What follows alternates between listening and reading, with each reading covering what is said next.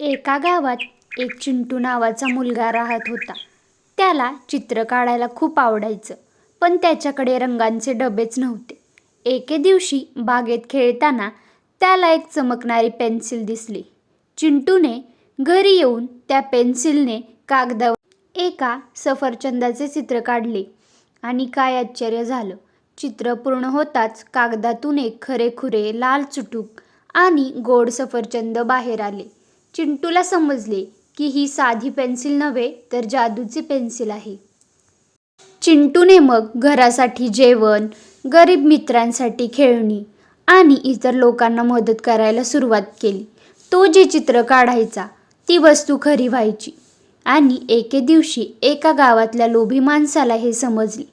त्याने चिंटूची पेन्सिल चोरायचा प्रयत्न केला आणि स्वतःसाठी सोन्यांचा नाण्यांचा डोंगर काढला.